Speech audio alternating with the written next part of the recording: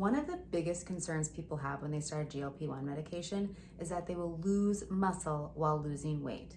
And to be honest, muscle is one of the most important things to protect in your body. Today, I want to explain why muscle matters, what it actually does in your body, and how strength training helps to protect it. If you don't know, I just recently got certified as a personal trainer with the National Academy of Sports Medicine, so I feel much more comfortable talking about the science behind all of this. If you don't know me, my name is Elizabeth, and over the past 12 months, I have lost over 95 pounds with the help of Zepbound. Let's talk about what muscle actually does in our bodies. Muscles are not just about having a six-pack and looking toned.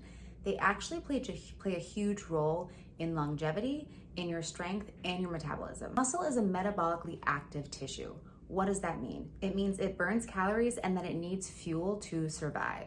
When we have more muscle mass on our body, our basal metabolic rate is basically the calories that you burn if you were just laying in bed all day, just to have your body survive and stay alive. That is your basal metabolic rate. And when you have more muscle tissue on your body, your basal metabolic rate is higher because more of that muscle is burning calories. So the more you have on your body, the more calories you burn. Now it's not gonna double, your caloric burn in a day, but it does increase it. And having more muscle on your body also equates to more strength. So if you think long-term, when you're in your 70s, 80s, wherever you are, and you are traveling and you have a suitcase, do you want to have to ask for help to put that suitcase in the overhead bin, or do you want to be able to do it yourself? There's nothing wrong with asking for help, but knowing that we are strong and that we are capable and we can do these things on our own because our body is strong enough is such a gift. Why does muscle matter during weight loss? So as we lose weight, we lose water, we lose fat, and we can also lose muscle.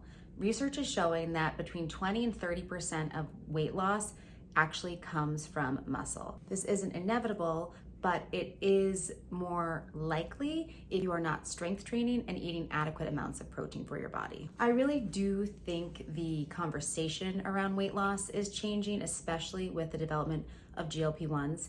For so long, it was just about getting smaller on the scale, making that number smaller on the scale. Now it's much more commonplace to understand that we want to be losing fat while protecting muscle. Muscle naturally weighs more than fat. However, it takes up less space than fat. So muscle is dense, fat is not.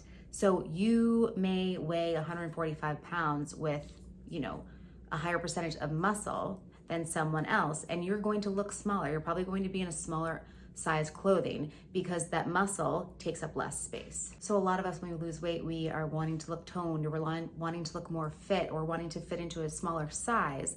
Well, that can happen without the scale number actually fluctuating that much if you are focusing on building muscle and losing fat.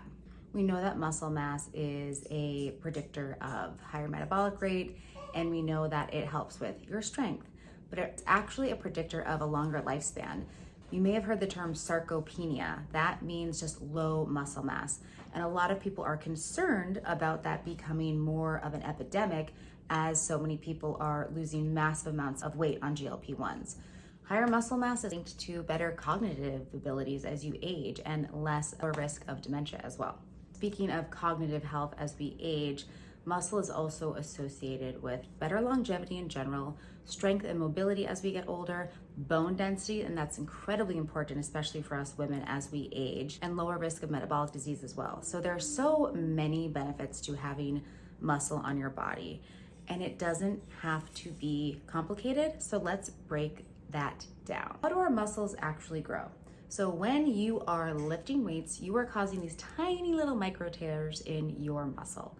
What happens is afterwards your body wants to repair the muscle, and when it does, it becomes thicker and stronger. So those fibers are even stronger than before. This term is called hypertrophy. This is you growing your muscles, and how we grow those muscles is very important. You might have seen many people at the gym who they've been there for years and years. They're always, lifting their small weights. They're doing 45 minutes on the elliptical, and they look the same as they did when they started 10 years ago.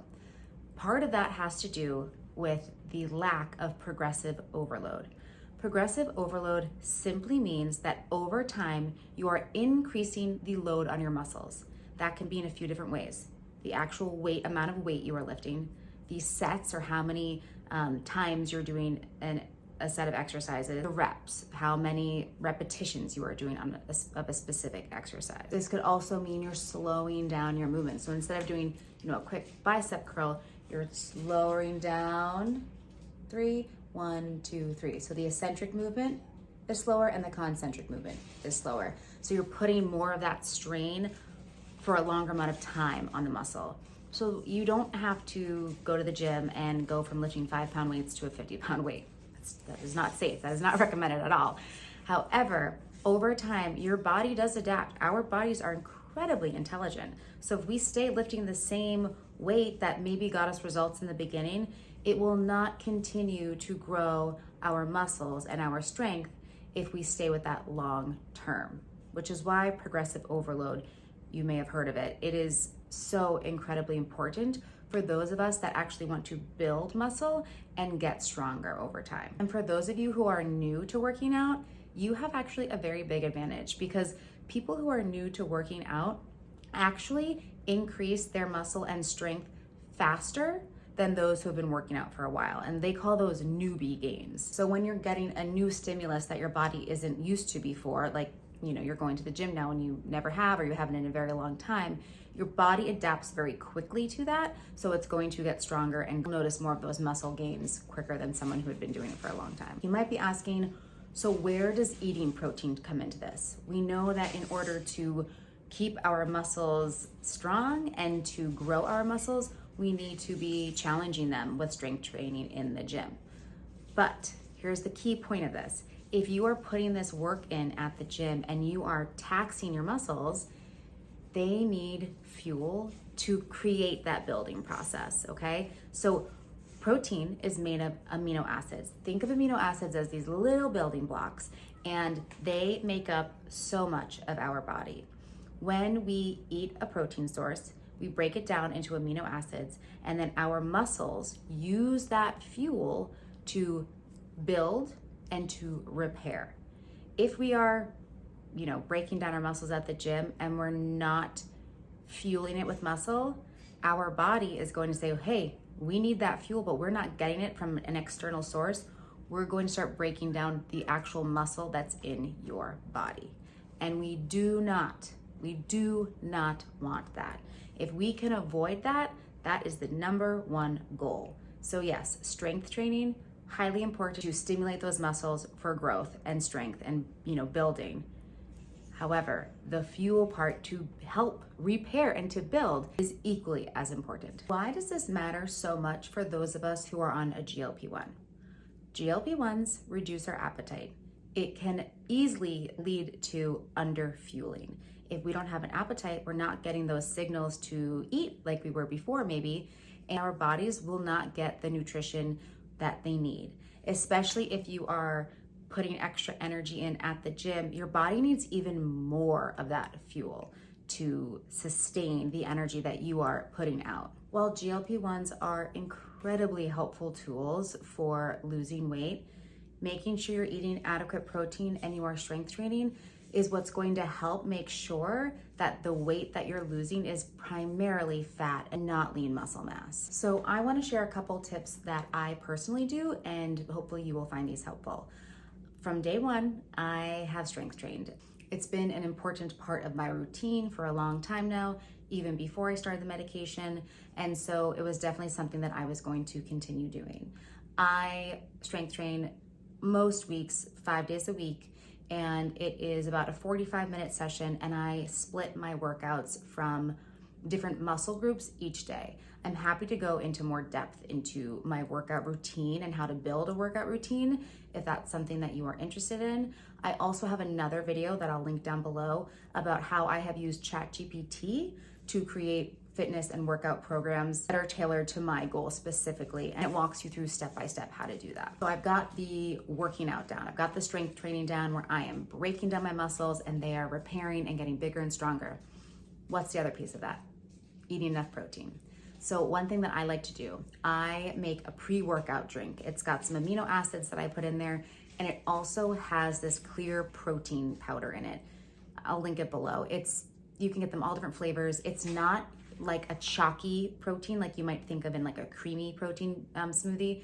It's fruity, it's delicious, and it's been a lifesaver because while I'm doing my workouts, I'm instantly getting 20 grams of protein in that drink that I'm drinking. It's hydrating me, it tastes good, and I drink it during my workout, so I am fueling with protein during my actual workout. And then after my workout, I try to make sure that I get between 20 and 30 grams of protein within 60 minutes of working out. This is not a hard and fast rule. It's just something that I do to ensure that I'm getting a decent chunk of protein around my actual workouts. And then obviously throughout the rest of the day, you want to be trying to get 20 to 30 grams at each of your meals. And that protein hit after your workout could be as simple as a smoothie that you blend up. It could be a pre-made protein drink. It could just be like some chicken breast or chicken salad that you have in the fridge. It doesn't have to be fancy. It doesn't have to be complicated. We just want to refuel the muscles that have just worked so hard for us. I hope that this video was helpful in just explaining why muscle and why protein is so important for overall health, especially for those of us who are on a GLP-1 weight loss journey. In the future, I will be doing some beginner workout routines and more regarding the fitness space now that I am certified. So if that sounds like something that you would be interested in, definitely subscribe below so you see when those videos come out. Thank you so much for joining me for this little muscle tutorial, and I will see you next time.